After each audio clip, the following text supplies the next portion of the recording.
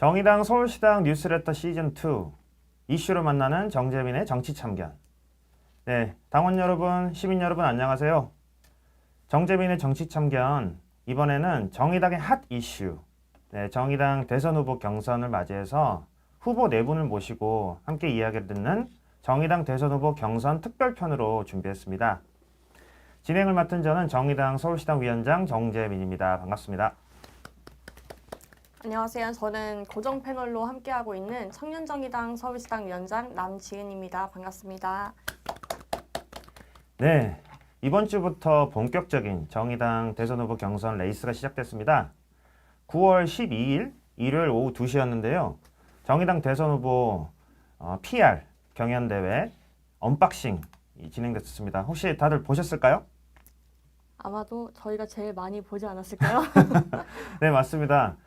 저희가 사실 이 서울시당 유튜브 정재민의 정치참견 대선 후보 특별편을 준비하면서 정말 많이 봤습니다. 우리 후보님들이 어떻게 말씀을 하시고 무슨 얘기를 하는지 저희가 모니터링을 해야 되기 때문에 정말 그 후보님 한 분 한 분 다 이렇게 포커싱을 해가지고 여러 번 돌려봤어요. 방금도 보고 네, 왔어요. 방금도. 맞습니다. 그래서 질문 바뀌는 거 아닙니까? 네, 우리 저희 같은 열정으로 당원님들이 많이 좀 봐주셨으면 좋겠고요. 네, 이번 정의당 대선 후보 경선은 당원님들의 투표로 진행이 됩니다. 그래서 아무래도 우리 후보님들이 당원들의 당심을 잡는 게 제일 중요할 텐데요. 특히 가장 많은 당원이 있는 서울 당원들의 마음을 어떻게 훔칠 것인가. 이게 바로 모든 후보님들의 주된 관심사일 거라고 생각합니다. 그래서 정의당 서울시당이 이렇게 후보님들이 서울시당 당원들에게 집중적으로 자기 자신을 어필할 수 있는 그런 기회를 드리기로 했습니다. 네, 그래서 사전에 저희가 다 후보님들 섭외를 했었고요. 후보님들이 응해주신 순서 그리고 후보님들 일정 등을 고려해서 이정미 후보 그리고 김윤기 후보, 심상정 후보, 황순식 후보 이렇게 모시고 저희가 대담을 진행을 합니다. 그리고 녹화와 편집을 통해서 서울의 당원님들한테 일괄적으로 문자 메시지와 이메일로 다 발송을 해드릴 예정입니다. 꼭 좀 시청해 주시길 부탁드리겠고요. 우리 후보님들이 정말 바쁘세요. 이 언론 인터뷰 요청 그리고 각종 간담회 행사 또 아마 내일로 알고 있는데 TV 토론 이런 준비 등을 하기 위해서 정말 바쁘신데 정의당 서울시당이 이런 요청에 응해 주시고 함께 해주셔서 정말 감사드립니다. 네, 이번에는 이제 마지막 후보님과의 대담 순서입니다. 황순식 후보님 오늘 이 자리에 함께 하셨습니다. 반갑습니다. 네, 반갑습니다. 네. 저희 정재민의 정치참견 대선 후보 특별편은 총 7개 코너로 진행이 됩니다.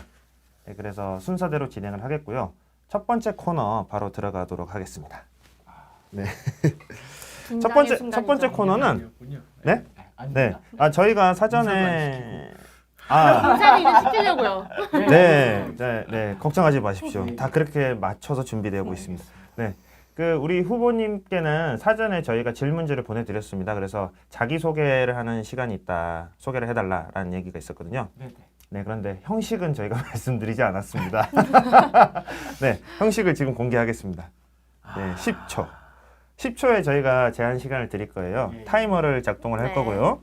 10초 안에 우리 황순식 후보님이 서울시당 당원님한테 본인 소개를 해주시기 바랍니다. 자, 준비되시면 시작하겠습니다. 준비되시면 알려주세요. 네, 맞습니다. 네. 시작. 안녕하세요. 정의당 대선 후보 황순식입니다. 정의당을 확 새롭게 바꿀 황순식을 선택해 주십시오. 열심히 하겠습니다. 오, 오. 9초. 예, 9초에 딱 시간 안에 본인이 소개하셨습니다. 사실 이 시간을 다 잘 못 지키시더라고요.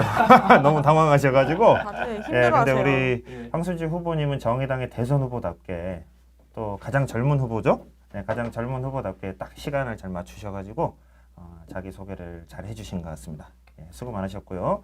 네, 아까 이게 자기소개를 좀 더 하고 싶다 생각하셨는데 10초 너무 짧잖아요, 맞습니다. 솔직히. 예. 네, 저희도 좀 이걸 준비하면서 너무 다 잔인한 게 아닌가 이런 생각을 했었는데 두 번째 코너로 서울시당 당원분들께 후보님의 어필을 가장 잘할 수 있는 예. 자랑 시간을 드릴 예정입니다. 다른 후보들에 비해서 예. 내가 제일 잘할 수 있는 거, 장점, 예. 능력 뭐 이런 것들을 다 어필하면서 자기 소개를 조금 더 이어주시면 감사하겠습니다. 네. 이건 뭐 시간 제한이 없는 거고요. 이것도 있긴 사실 있는데, 2분으로 준비했는데 네. 뭐 저희가 자유롭게 이제 시간 해주세요. 보면서 하겠습니다. 10초는 너무 짧기 때문에 이때 적극적으로 자기 자랑을 해주세요. 네. 네. 네. 네. 황순식입니다. 네. 네, 저는 저기 진보 정치를 한지 이제 오래됐습니다. 민주노동당 창당 때부터 했고요. 그때까지 지금까지 진보 정당 당원으로서 또 이제 진보 정치 정당 정치인으로서 지금까지 계속 살아왔습니다. 그리고 현장에서 경험을 쌓았습니다. 2006년도 처음 시의원에 당선이 돼서 그때부터 이제 8년 동안 시의원 재선을 하였고요. 그러면서 이제 좀 실력을 좀 인정받아서 재선 후에 부의장, 의장까지 하면서 지역에서 시의회에서 할 수 있는 것들은 다 했습니다. 그리고 나서도 또 새로운 도전을 했습니다. 당시에 계속 20대에 제가 이제 시의원으로 시작을 했기 때문에 계속 평생 정치만 앞으로도 날이 한 그때 이제 30대 후반이라 앞으로도 한 20년에서 30년을 더 정치를 해야 되는데 계속 정치만 해서는 안 되겠다. 좀 다양한 경험을 쌓아야겠다 이런 생각을 했고요. 그래서 IT 스타트업 그것도 이제 좀 사회적 의미를 가지는 그래서 지역 화폐를 유통하는 플랫폼을 만드는 IT 스타트업을 시작을 했고요. 도전해서 그 플랫폼도 만들었고 그리고 태양광 사업도 하고요.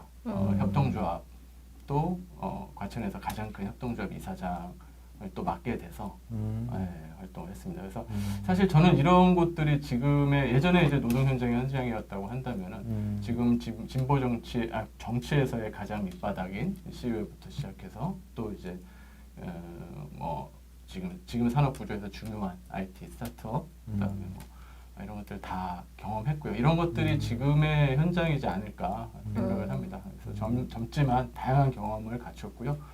그리고 세대적으로도 좀 중간 허리라고 좀 생각을 합니다. 지금은 노회찬 의원, 심상정 의원, 이정미 또 후보님 나와 계시고 또 이제 우리 당에서는 또 젊은 또 청년 정치인들이 많이 성장하고 있는데 이 사이에서 좀 허리 역할을 할 수 있는 그리고 그런 것들이 다 열려 있고 다 이해할 수 있는 세대다. 그런 것도 좀 강점이라고 좀 생각을 하고요. 그리고 좀 저희가 가장 또 어떻게 보면은 뭐 정파가 없다 이런 이게 저기는 그런 얘기도 듣는 특정 정파에 속해 있지 않습니다. 그게 어떻게 보면 가장 큰 정파입니다. 정의당파. 네.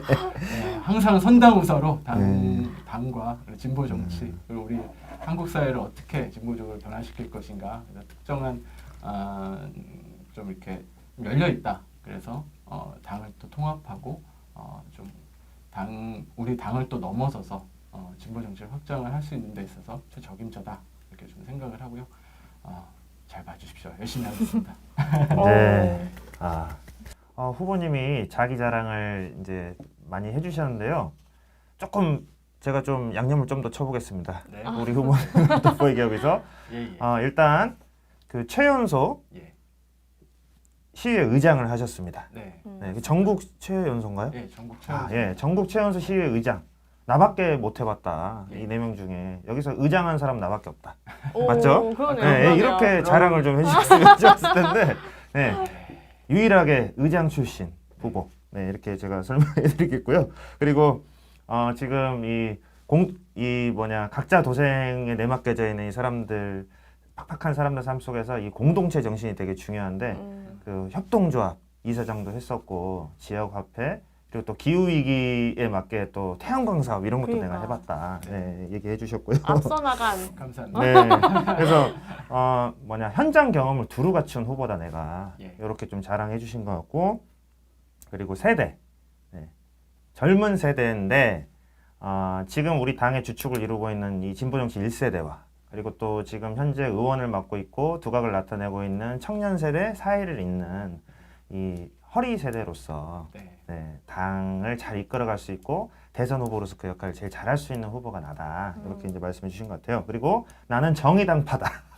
정의당. 언제나 정의당을 정의당파. 앞세우는 그런 사람이었다. 라고 이렇게 자랑을 해주셨습니다. 맞죠? 감사합니다. 네.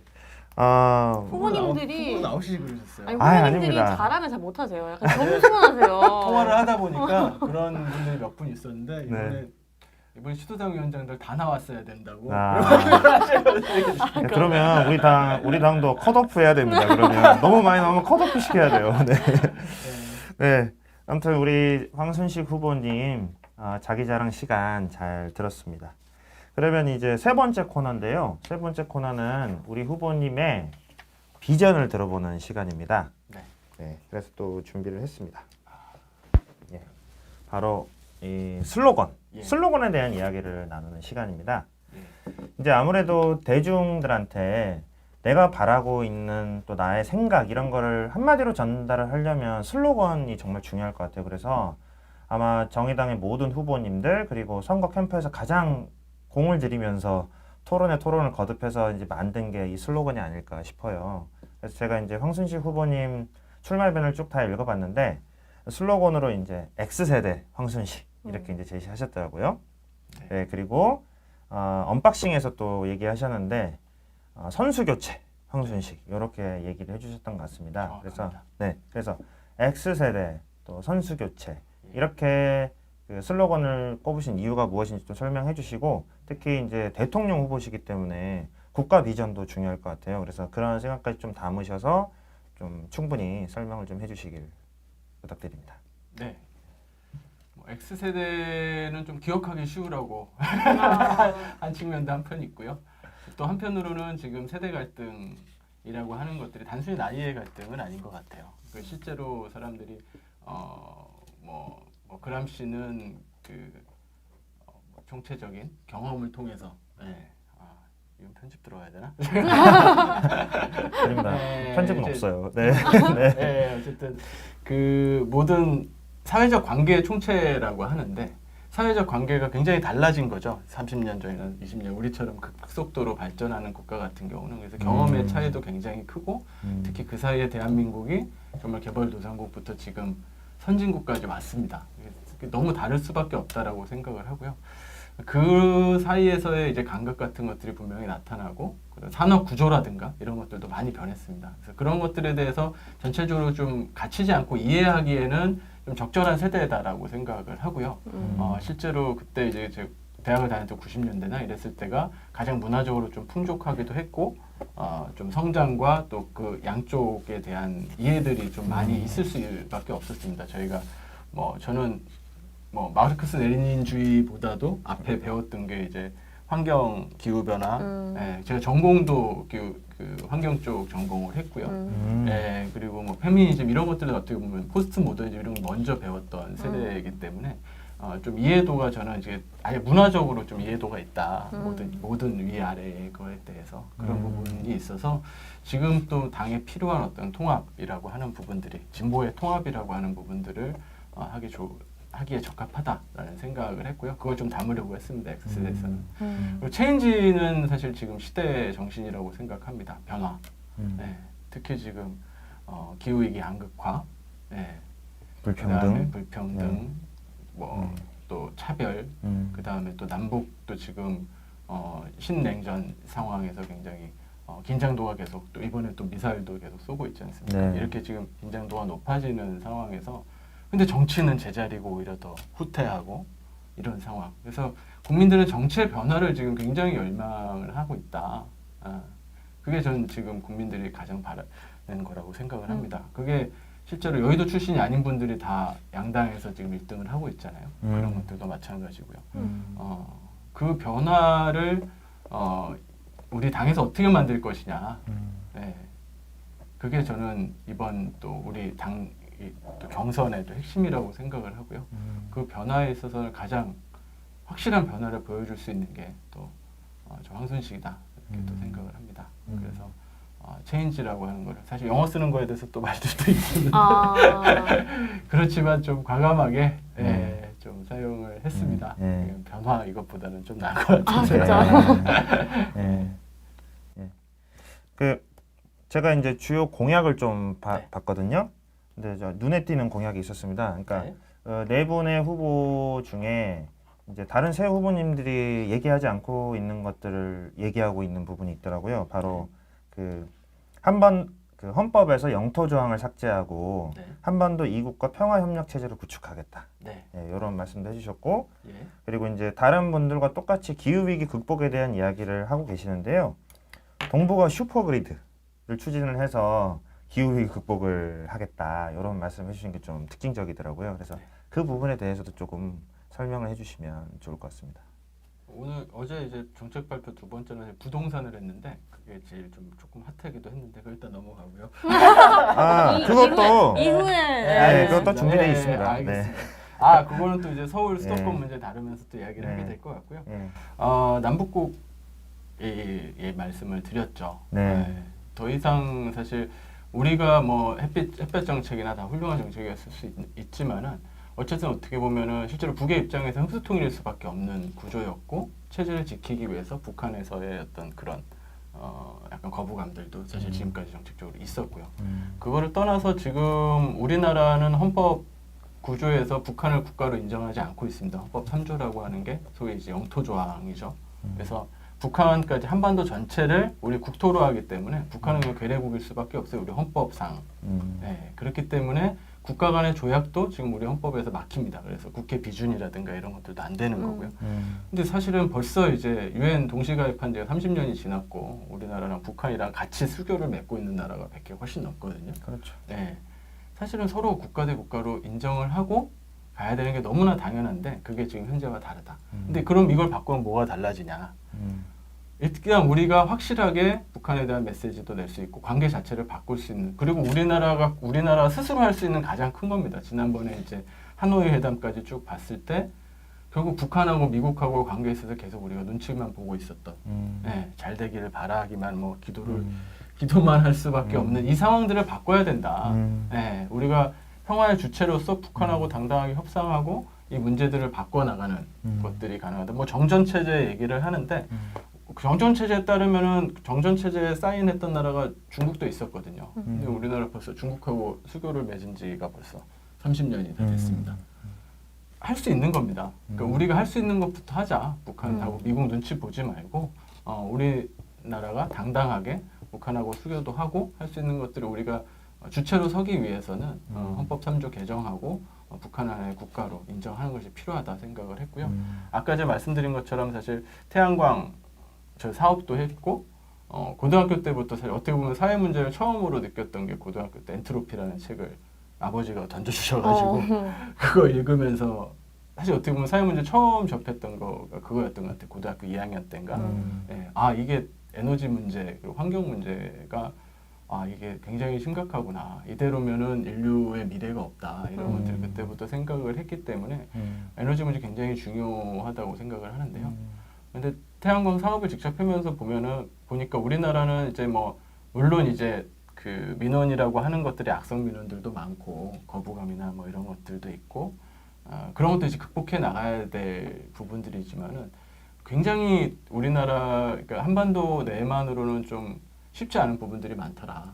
그게 이제 국토가 좀 좁고 워낙 밀도가 높다 보니까 제가 과천에서 처음으로 아마 전국 제가 의원을 할 때 조례도 만들고 해가지고 예산도 확보하고 해서 거의 우리나라에서 제일 먼저 지자체 단위에서 신재생 그러니까 재생에너지하고 네. 어떤 기후변화 대책에 대한 이제 보고서를 만들었어요. 만들었는데 과천에서 가용할 수 있는 물론 거기 다 있는 건 아니겠지만 과천에서 가장 가용할 수 있는 신재생에너지 자원이 뭐냐 그러니까 똥이더라고요.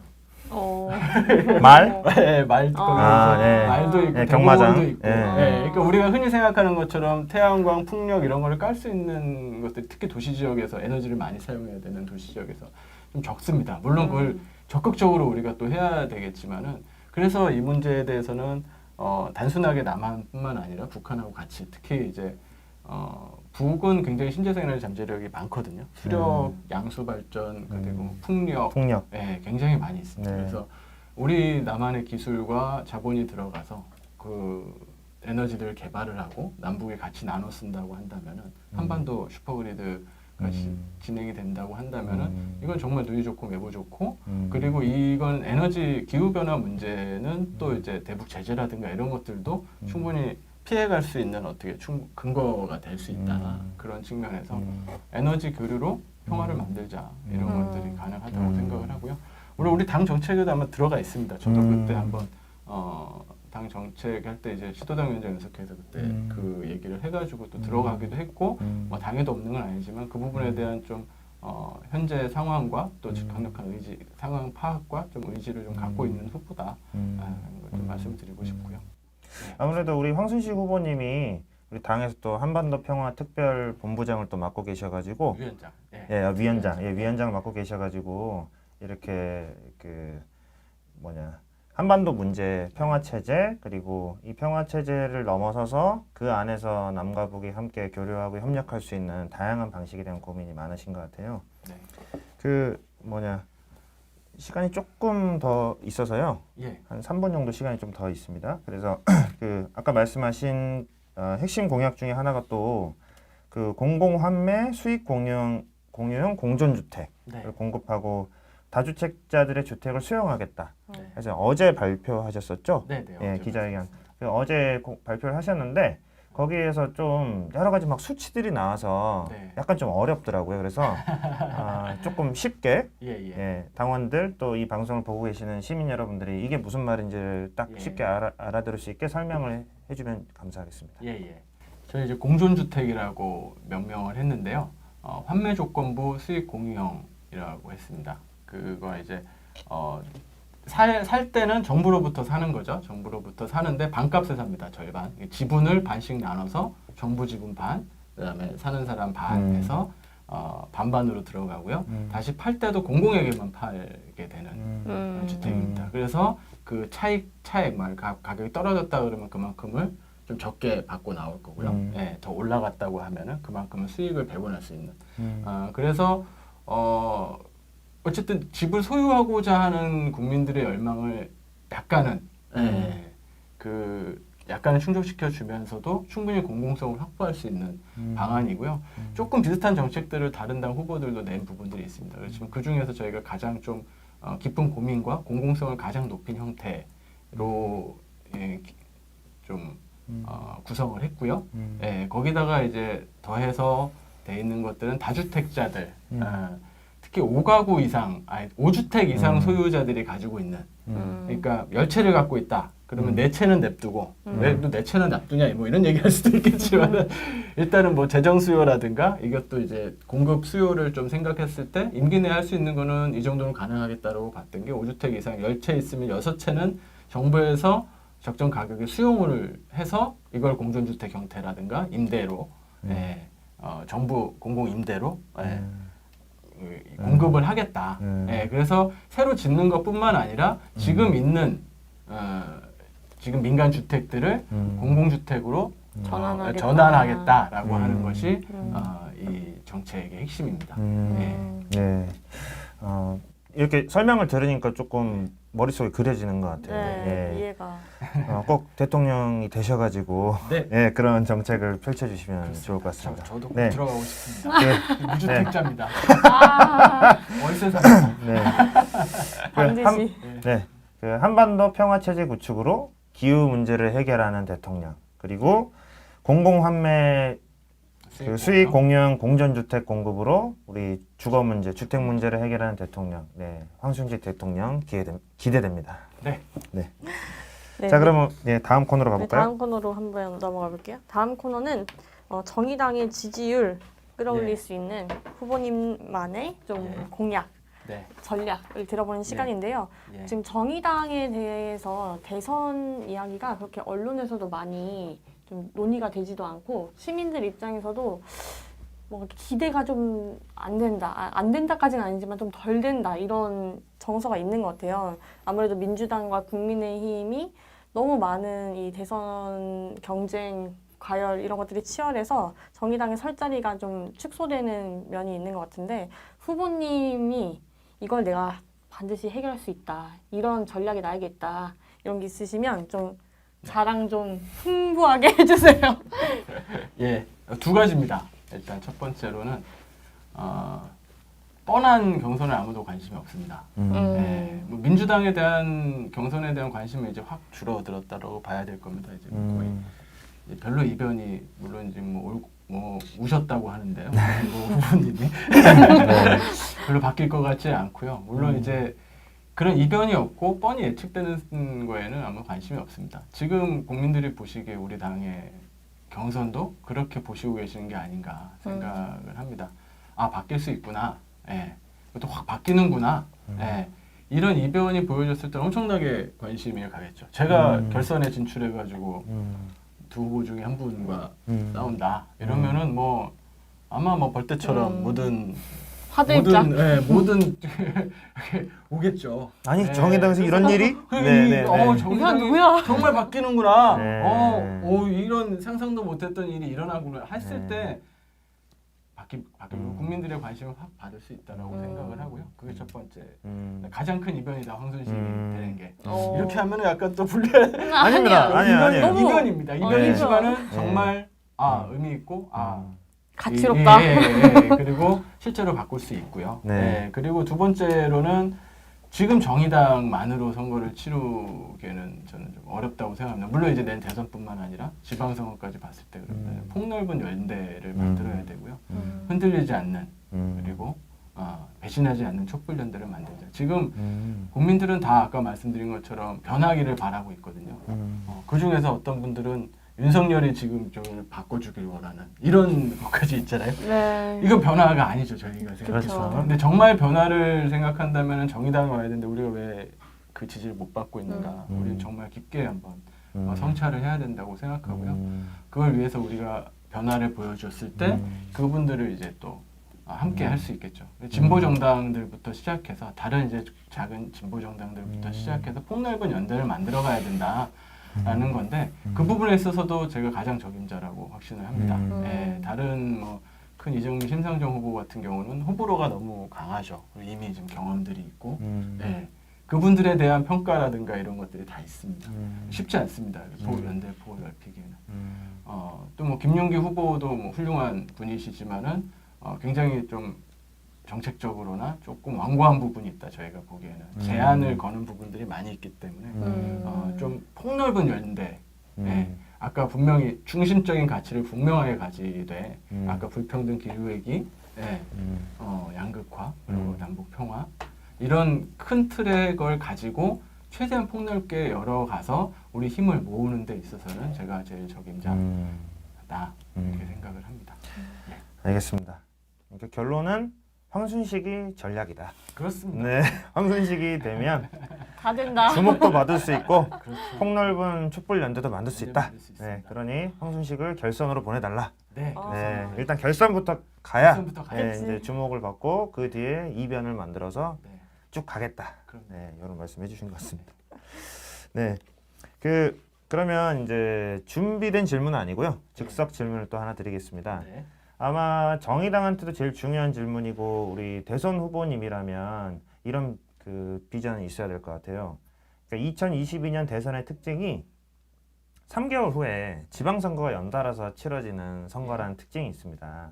그래서 정의당한테는 4월에 걸려있는 선거가 대선이기도 하지만 사실 그 결과물을 꽃피워야 되는 선거는 아마 22년 지방선거가 아닐까. 그래서 이 2022년 지방선거에 정의당의 얼굴 또 후보들이 많이 공직에 진출하고 시민들의 삶을 보살필 수 있는 그런 책임 있는 위치에 가는 게 무엇보다 중요할 텐데요. 아마 이제 지방선거니까 그 광역시도당 위원장님들은 더 고민이 많으실 것 같아요. 어깨 그 책임감이 가장 무거우실 것 같고 또 우리 후보님 중에는 유일하게 또 경기도당 위원장을 또 맡고 계시기 때문에 우리 황순식 후보님은 고민이 제일 많으실 것 같은데 지방의원 출신입니다. 아, 그러시네요. 네, 또 유일한 지방의원 출신이기도 합니다. 네, 그래서 우리 황순식 후보님이 대선 후보로서 그 다음 지방선거를 우리 정의당에 돌파하기 위해서는 무엇이 필요하다. 이런 좀 견해를 말씀해 주시기 바랍니다. 열심히 움직여야죠. 그래서 지금 사실 제가 이게 대선 후보로 출마하게 된 것도 너무 그 갑갑함이 컸습니다. 내년 지방선거까지 실패 만약에 이 분위기로 치러진다면 정의당의 앞날이 너무 캄캄하다. 이런 사실 절박함이 있었고요. 뭔가 앞서 질문에서 나왔지만은 당의 역동성을 만들고 국민들의 관심을 얻어내지 못하면은 변화를 만들어내지 못하면은 지금 뛰고 있는 그 많은 우리 소위 전사들 지방은 또 여기에서 열심히 뛰고 있는 이분들이 희망을 갖지 못할 거다 이런 생각이 사실 가장 컸고요. 그래서 출마를 하기도 했고 뭐 저는 이제 편파 TV에서 말씀드렸지만은 사실 우리가 이번에 정말 대통령을 되자고 나가는 거기도 하지만은 우리가 사실 더 크게 목표를 가져야 될 것은 다시 다음 지방선거에서 우리 진보의 진지를 얼마나 구축할 수 있느냐, 얼마나 연대와 힘을 높일 수 있고 우리 당선자들을 만들어낼 수 있느냐가 아닐까 좀 생각을 합니다. 그것이 아까 말씀드린 것처럼 우리 당이 국민들한테 주목을 받고 새로워지는 것을 보여준 게 첫 번째라고 저는 생각을 했고요. 아시다시피 뭐 자랑은 빼겠습니다. 저는 이제 하세요. 예, 마음껏. 자랑하세요. 진보신당 때 당 지지율하고는 비교도 안 되게 높은 이제 네. 받은 적이 있었지만 그때 또 운이 좋았습니다. 저도 뭐 재선에다가 제가 뭐 유일한 현역 의원이었고 그렇지만 대부분 그런 경우가 없습니다. 그 만약에 3인 선거구에서 보통 15%에서 최소 15%도 쉽지 않죠. 한 20% 정도 해야지 안정권이 되는데 여기서 10에서 15%는 당에서 깔아줘야 됩니다. 그리고 플러스를 하는 거지. 생으로 이렇게 할 수 있는 후보는 거의 뭐 없다고 보는 게 맞고요. 그렇기 때문에 일단 당이 중앙에서 힘을 키워줄 수 있는 게 그리고 이제 폭넓은 연대와 힘들을 만들어내는 게 첫 번째라고 생각을 하고요. 그래서 폭넓은 촛불 연대 말씀을 드린 겁니다. 그리고 열심히 또 가서 같이 움직여야죠. 같이 움직여야 되고 저야 뭐 이렇게 대선 후보 출마를 결심하기 전에 진짜로 뭐 다 한 명씩 데리고 다니면서 상가 도는 것부터 시작해가지고 노하우도 전수하고 이런 것들 하고 싶었는데 지금 사실 코로나로 좀 다 막혀 있잖아요. 네, 그런 부분들도 있었기 때문에 어쨌든 제가 더 좀 더 당을 위해서 할 수 있는 걸 하자라고 해서 또 대선 출마를 하게 됐고요.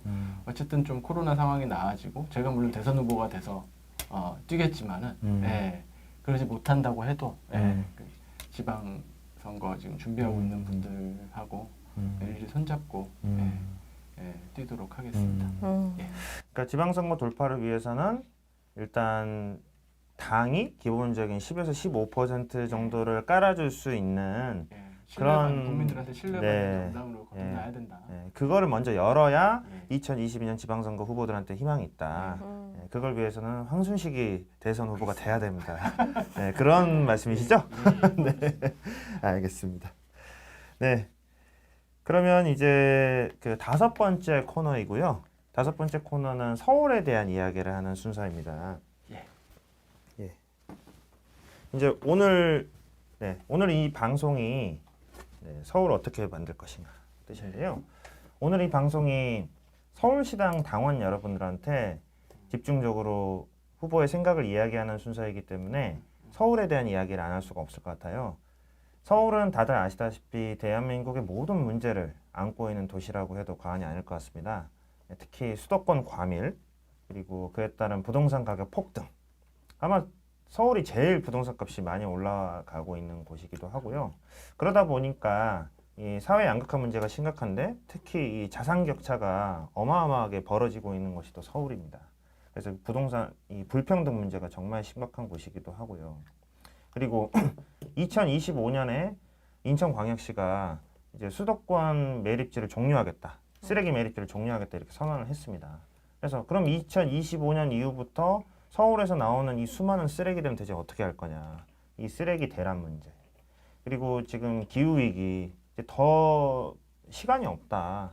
2030년까지 탄소 배출 50% 감축해야 되고 50년까지 이제 넷제로를 만들어야 되는데 그러려면은 이제 에너지 전환을 안 할 수가 없잖아요.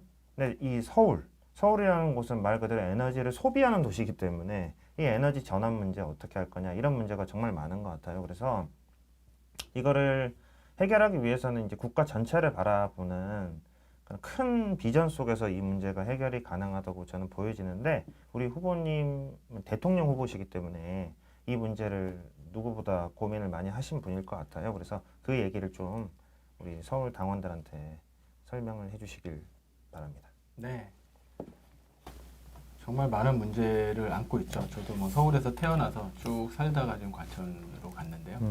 이제 과천에 산 지가 좀 더 된 것 같네요. 비슷한 것 같습니다. 네,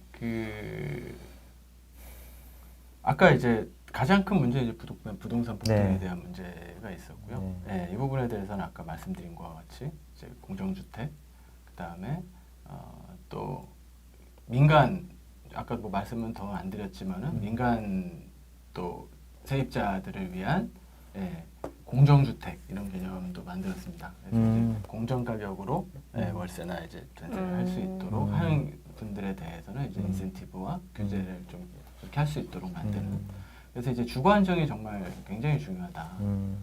첫 번째는 이제 주거 안정이라고 생각을 하고요. 그리고 두 번째로는 이제 기후 변화 문제겠죠.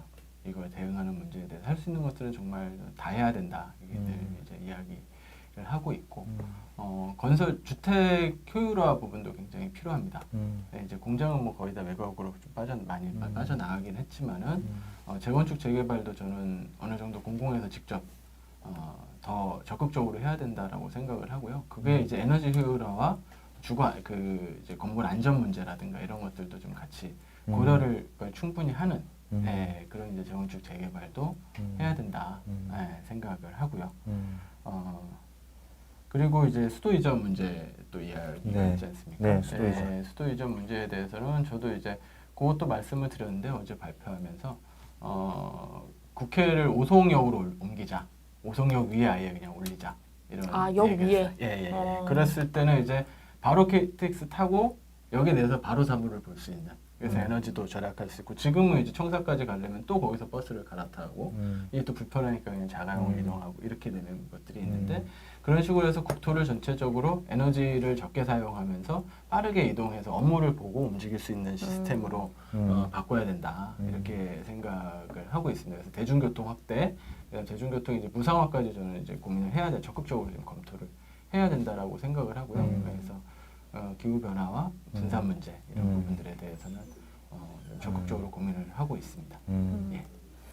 그 이제 사실 수도권 집중 문제를 해결하려면 이제 그 반대로 서울로 또는 수도권으로 이렇게 몰리려고 하는 것을 반대로 더 이상 몰리지 않고 다른 지역으로도 사람들이 가서 거기에서 이렇게 말 그대로 자신의 삶을 잘 살 수 있게 이렇게 해야 된다고 저는 보는데요.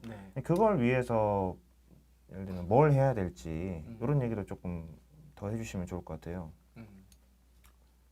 일단 지금 뭐 코로나 이후에 지금 뭐 재택도 많아지고 했잖아요. 그렇지만은 이제 지역에 가가지고 이제 서울에서 이제 많이 적게 출근을 해도 된다라고 하더라도 그런 부분에 있어서 어떻게 보면은 대중교통 같은 것들을 교통 시스템 같은 것들을 잘 만드는 것들이 굉장히 중요하지 않을까. 일단 좀 그런 것들을 생각을 하게 됩니다. 그게 좀 중요할 것 같고요. 그 다음에 이제 뭐 농촌 기본소득이라든가 이런 것들도 있을 수 있겠지만 그걸로 이제 뭐 한번 내부에서도 좀 논쟁이 있었어요. 그거 하면 갈 거냐 안 갈 거냐. 농촌을 가서 산다면 이제 기본소득을 주려 이제 살 거예요. 젊은 분들은 안 산다 그러고 보통 오히려 나이 든 사람은 갈 수 있지 이런 또 말씀들도 좀 하시는데 그건 이제 단기적인 처방으로 되지는 않을 것 같습니다. 그리고 또 융합이라든가 이런 문제들 때문에 수도권으로 몰리는 부분들도 분명히 존재하고요. 그런 욕구들을 저는 사실은 근본적으로는 이걸 막아가지고 해결할 수 있다라고 생각하진 않아요. 이게 흘러가도록 좀 만들어야 되지 않을까. 그런 생각을 많이 하고요. 좀 추상적일 수도 있지만은 그 흐름들을 자연스럽게 밖으로 나갈 수 있도록 그리고 거기가 편리할 수 있도록 하는 정책들을 좀 다양하게 구상해야 되지 않을까 생각을 합니다. 그래서 뭐 이게 저희 이제 과천에 있어서 그 고민들을 많이 했는데 과천이 이제 청사를 이전했잖아요. 동네가 사실 상당히 그러면서 좀 많이 망가지기도 했고요. 그게 뭐 집값은 안 떨어지던데. 그러면서 결국 다 주변에서는 대부분 이제 2주택 왔다 갔다 하면서 사실 효과를 별로 보지 못하면서 가족들은 여기 살고 이제 본인 왔다 갔다 하는 주말 부부만 되는 형태들도 좀 많이 봤고 여기 있던 그 자영업 자들이 이제 굉장히 이제 어려워지고 이런 것들도 좀 있었습니다. 그래서 너무 급격하게 억지로 하는 부분들 물론 지금 아까 말씀드린 것처럼 국회하고 청와대는 옮겨야 된다라고 생각을 하고요. 다른 부분들은 인위적인 형태도 필요하겠지만은 그런 것들보다 자연스럽게 좀 흘러가도록 내려가도록 할 수 있는 방법들은 좀 고민을 좀 많이 해야 되지 않을까 생각을 오히려 약간 기반을 더 안정적으로 오랫동안 구축을 거기서 하면서 농촌이나 다른 지역에서 충분히 살 수 있도록 만드는 게 중요한 거죠. 그래서 그렇죠. 저는 뭐 기본소득이나 이런 것들도 충분히 하나의 저거라고 보고요. 왜냐하면 결국 일자리 문제가 굉장히 크잖아요. 네. 결국 왜 수도권으로 오느냐? 여기 오면은 더 돈을 잘 벌 수 있으니까. 네, 그런 문제 그렇습니다. 그리고 근데 세상에 일자리도 좋고 환경도 좋고 뭐 집값도 싸고 이런 데가 있을 수 이게 말이 되냐? 너무 그런 좋겠다. 고민들, 그런 고민들이 있는 거예요. 그러니까 둘 중에 한 두 개를 하면은 다른 것들이 이렇게 집값이 오른다든가 환경이 악화된다든가 이런 부분들이 있습니다. 그래서 그런 것들 좀 종합적으로 좀 고려를 해야 된다라는 생각이 좀 들고요. 네, 그래서 서울이 좋아지는 거는 좋아지기 위해서는 오히려 서울 외곽이 더 살기 좋아지도록 하는 정책들을 많이 해야 된다라고 생각을 합니다. 상향 평준화 정책. 사용 편준화라고 할 수 있겠네요. 알겠습니다. 네, 그러면 6번째 네. 코너 다음 얘기해볼까요? 순서 가볼까요? 네. 6번째 코너는 청년들에 대한 이야기를 나누는 시간인데요. 네. 제가 이번에 유튜브 촬영 준비를 하면서 네네. 어제도 밤에 영상이 하나 연기를 이렇게 하시면서 올라왔더라고요. 힘들었습니다. 네, 그걸 보면서 이제 좀 청년에 관련한 이야기가 어떤 게 있을까 좀 유심히 봤는데 예. 아무래도 다양하게 할 얘기들이 많다 보니까 딱 청년만 두드러지게 이야기되는 내용들은 없더라고요. 그래서 또 이번 기회에 청년 공약, 청년들의 마음을 훔칠 수 있는 나만의 전략을 나눠주시면 좋겠습니다. 일단은 뭐 청년들과 가장 가까운 후보. 네. 가장 젊은 후보다. 가장 젊고 가장 대화를 잘할 수 있고 어떤 이야기를 다 들어주고 서로 이제 대화를 할 수 있는 후보다 저는 뭐 그렇게 좀 생각을 하고요. 그거는 뭐 선본에서 좀 검증이 됐나요? 그럼요. 선본에서 그렇고 아니 그게 뭐 아이도 키우고 있고 그렇지만은 좀 제가 전부터 그거는 좀 있습니다. 좀 세대를 가리지 않고 나이에 떠나서 위 선배들부터 시작해가지고 뭐 20살 형부터 시작해서 아래까지 좀 모두 폭넓게, 편하게. 모두 편하게 좀 하는 편이고요.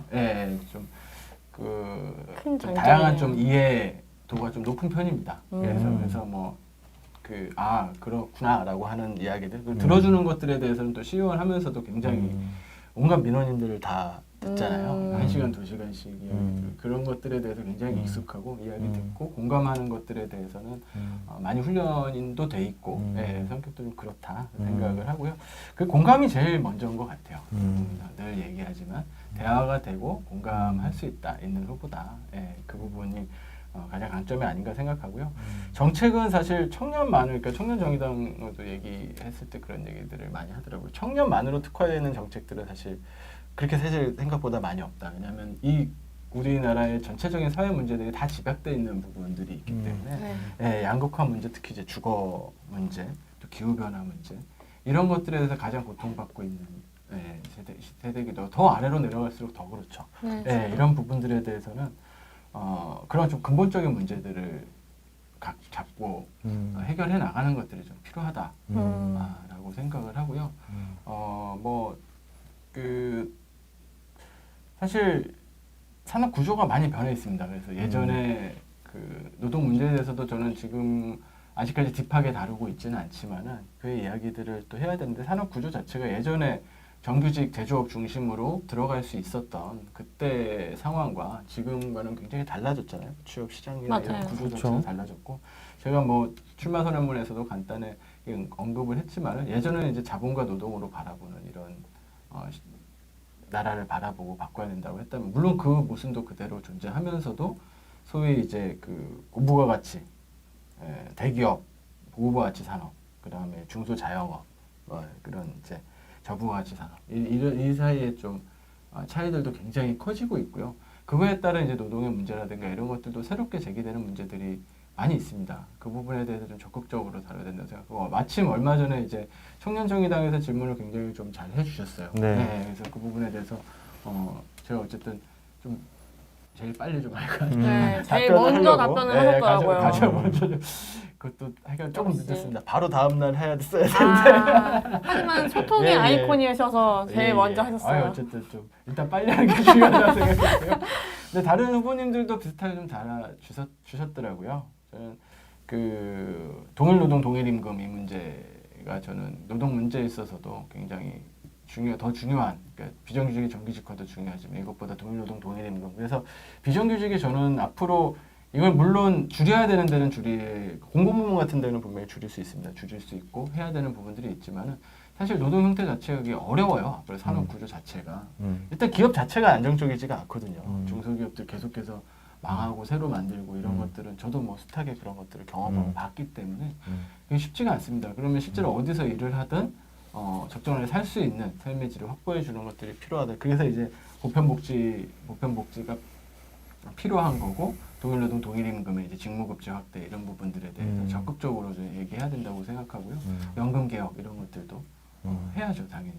네, 그런 것들을 해 나가겠습니다. 그리고 이제 뭐 얼마 전에 며칠 전에 이제 DP 이제 봤던 거를 또 봐야 된다 그래가지고 워낙 재밌긴 하더라고요. 근데 막 빨리 돌려봤는데 네, 시간이 별로 없어서 어쨌든 뭐 모병제로 전환하고 그 아까 평화 문제라고 연관이 되어 있는 건데 모병제로 전환하고 군대를 축소하고 군축하고 평시 군사법원 폐지들이라든가 공개혁이 필수적입니다. 이 문제는 정말 남북관계 개선하고 다 맞물려 있는 부분이고요. 꼭 해결해야 될.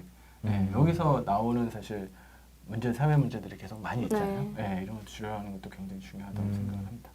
네. 알겠습니다.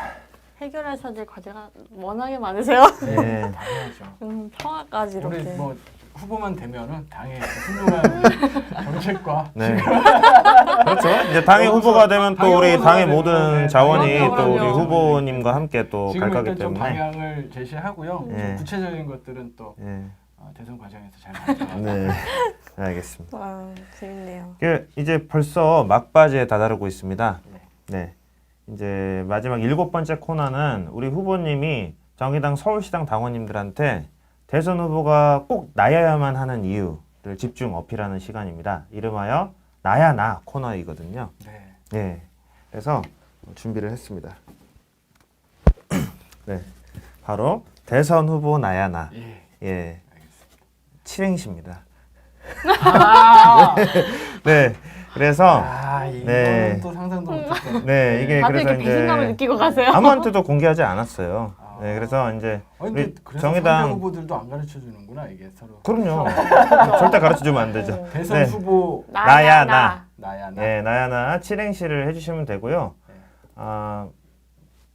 순발력 테스트이기 때문에 네, 우리 후보님이 왜 대선 후보가 나야야만 하는지를 칠행시로 딱 표현을 해주시면 되겠습니다. 예측 불허한 일들이 항상 토론이나 이런 데 있으니까 미리 그렇죠. 좀 단련을 네, 시켜드리려고 예방주사가 맞는다고 생각하시고 그런 거예요. 네. 바로 하시면 되나요? 준비되면 말씀해 주세요. 준비를 그때 생각을 하는 수밖에 없죠. 네, 그렇죠. 네. 저희가 그 앞에 앞글자를 읽어드리겠습니다. 네. 뭘. 네. 저희가 이렇게 좀 대화를 나누고 있을 테니까 좀 정리를 하세요. 아까 저희 전 시간에 이제 다른 후보님들이 오늘 하셨는데 다들 이 대목에서 이제 끝났다 이렇게 릴렉스 하시다가 갑자기 바짝 긴장을 하시고 이런 게 있었냐 이러면서 좀 절망을 살짝 하셨거든요. 오늘 좀 마지막인데 보가 어렵네 보가. 완벽한 마무리를 해주실 거라고 강력히 믿습니다. 네, 후보님들마다 다 스타일이 다르셨어요. 네, 어차피 이거 쓰는 건 의미 없다. 그냥 바로 즉석에서 하겠다. 이러면서 이제 막 즉흥적으로 하신 분도 계셨고요.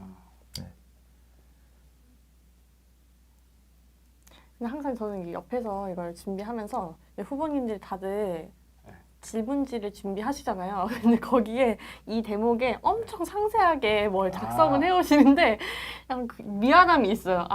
나름 이걸 하기 위해서 이렇게 준비를 많이 하셨을 텐데 그대로 진행이 안 되니까 미안한 마음 반. 하지만 또 이럴 때 후보님들을 좀 골려먹는 재미가 있잖아요. 그러니까 난감하게 해서 얼마나 이 사람의 순발력과 재치가 있는지를 당원들이 좀 확인할 수 있는 기회도 있으니까 저희를 이렇게 많이 이해해 주세요.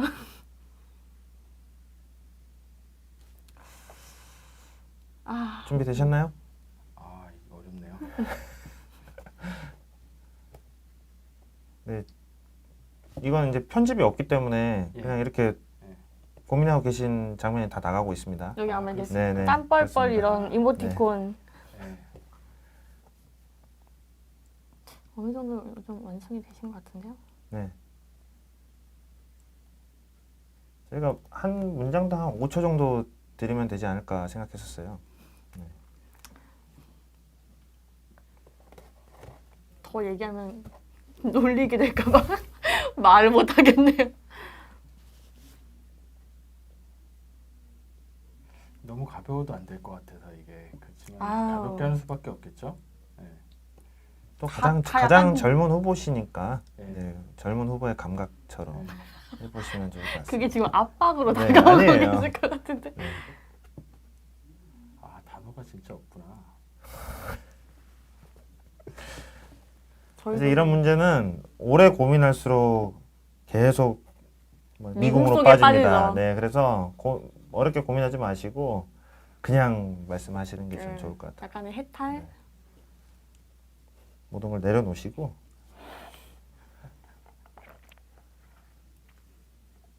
네. 나여야만 하는 이유를 얘기하는 거란 걸 잊지 말아주세요. 나여야 한다. 정의당의 대선 후보는 나다. 네. 나야 나 코너입니다. 네, 토론인데 너무 약간- 오래 고민하시는 것 같아요. 아 네. 예예 알겠습니다. 아, 되셨어요? 네. 준비되셨어요? 그냥 뭐 막 말도 안 예. 되는 거잖아 어쨌든. 네, 괜찮습니다. 예, 예.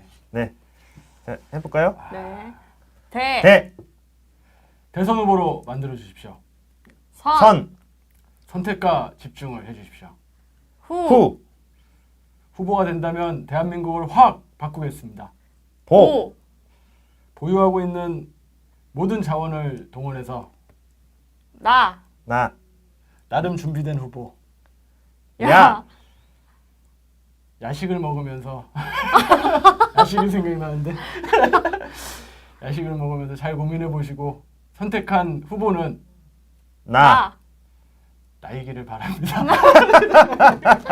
아, 약간 괜찮았는데 야식에서 약간 걸리네요. 아니에요, 괜찮아요. 지금 배가 고파요. 아니, 사실 이 방송을 네. 저희가 이제 저녁에 예, 녹화해서 방송을 하면 사람들이 자기가 시간이 될 때 틀어서 볼 그죠, 거 그죠. 아닙니까? 이게 생방송이 아니기 때문에 다들 야식 먹으면서 볼 거예요. 그래서 네, 네, 말씀 네. 잘하신 것 같아요. 알겠습니다. 네. 야식을 먹으면서 네. 야식 먹으면서 꼭 네. 우리 문자로. 황순식 네. 편 꼭 봐주시기 바랍니다. 예. 네. 그 이번 코너가 후보님한테 이제 미리 말씀드린 게 아니었기 때문에 아주 후보님 머릿속이 하얘지셨을 것 같아요. 네, 제가 사실 이 질문 준비하면서 네. 내가 이 질문을 받았다면 나는 어떻게 됐을까 네. 이 생각을 하면서 이 질문 준비했습니다. 아, 네. 대단하십니다. 네. 그래서 우리 후보님이 조금 고민을 하셨지만 그래도 우리 정의당 대선 후보라면 이 정도의 순발력은 있다라는 걸 보여주신 것 같아요. 네. 예, 다른 분들 참 예. 궁금하네요. 네, 고민- 괜찮아요. 마음 약간 고민 편안히 많으셨습니다. 가지셔도 네, 돼요. 후보님들의 사인 사색의 스타일을 다 보여주셨어요. 아, 네, 그렇습니까? 네, 재밌었습니다. 네. 네, 챙겨보겠습니다. 네, 네. 이렇게 해서 정재민의 정치참견 정의당 대선 후보 경선 특별편 준비된 7가지 코너는 지금 모두 진행을 다 했고요. 정말 하고 싶은 말이 많으실 텐데 아쉽지만 시간 관계상 이제 여기에서 좀 마무리를 해야 될 것 같습니다. 네. 마지막으로 우리 황순식 후보님이 정의당 서울시당 당원 여러분들한테 네. 하시고 싶은 마무리 인사 해주시기 바랍니다. 네. 마무리 시간 주셔서 감사합니다. 아, 근데 아까 머리가 속이 하얘져가지고. 네. 정말 고민을 많이 하고 나왔습니다. 어떻게 보면 짧지만 그렇게 나온 것들은 절박함이었던 것 같습니다. 아까 말씀드린 것처럼 지금 정의당은 저는 위기라고 생각을 하고요. 이것을 정말 극복해 나가야 된다고 생각을 합니다. 여러 지금 좋은 후보들이 나오셨지만은 정말 지금 가장 큰 변화를 만들어갈 후보는 저라고 생각하고요. 그 변화를 두려워하지 않았으면 좋겠습니다. 세상을 바꾸자고 하는 우리들은 정말 진보의 낙관을 가지고 한번 세상을 바꾸자, 우리 정의당부터 바꾸자 이런 마음에 동의하신다면 황순식을 꼭 대선 후보로 만들어주는 그런 이변을 한번 만들어주시기 바라겠습니다. 열심히 하겠습니다. 고맙습니다. 네. 고생 많으셨습니다. 네. 네. 방송을 보고 계신 서울시당 당원 여러분 그리고 서울시민 여러분 오늘 황순식 후보님에 대해서 많이 알아보는 시간이 되셨나요? 네, 그럼요. 네. 너무 잘 알겠습니다. 예. 네, 앞으로 근데 이 서울시당 유튜브 방송뿐만 아니라 방송 토론회도 있고 정의당 중앙당에서 준비하고 있는 영상들도 있기 때문에 그 영상들을 다 잘 챙겨보시고 꼼꼼히 비교도 해보셔서 우리 소중한 당원님의 한 표 정말 우리 정의당을 빛낼 수 있는 후보님께 행사해 주시면 너무 감사할 것 같습니다. 네, 지금까지 저는 진행을 함께한 청년정의당 서울시당 위원장 남지은이었습니다. 네. 자랑스러운 정의당의 대선 주자. 바로 당원님들의 손으로 선택을 합니다. 앞으로도 많은 관심 가져주시고요. 정재빈의 정치참견 오늘 황순식 후보를 마지막으로 네 분의 후보 대담을 모두 진행을 했습니다. 아무쪼록 우리 정의당의 네 분의 모든 대선 후보님들이 가지고 계신 아주 훌륭한 장점들 다 가지고 계시기 때문에 모두 다 시청을 해주시고 누가 과연 우리 정의당의 대선 후보의 적임자인가 잘 고민하셔서 꼭 현명한 선택 해주시길 부탁드리겠습니다. 네, 지금까지 방송을 시청해주신 정의당 서울시당 당원 여러분 그리고 서울시민 여러분 감사합니다. 지금까지 진행을 맡았던 저는 정의당 서울시당 위원장 정재빈이었습니다. 네, 고맙습니다. 그럼 이상으로 정재빈의 정치참견 대선 후보 경선 특별편 모두 마치도록 하겠습니다. 예, 수고 많으셨습니다. 네, 안녕히 계세요. 수고하셨습니다. 고맙습니다. 아차차. 마지막으로 정의당 서울시당 네, 유튜브 구독 그리고 좋아요 꼭 부탁드립니다. 네, 부탁드릴게요. 안녕. 감사합니다.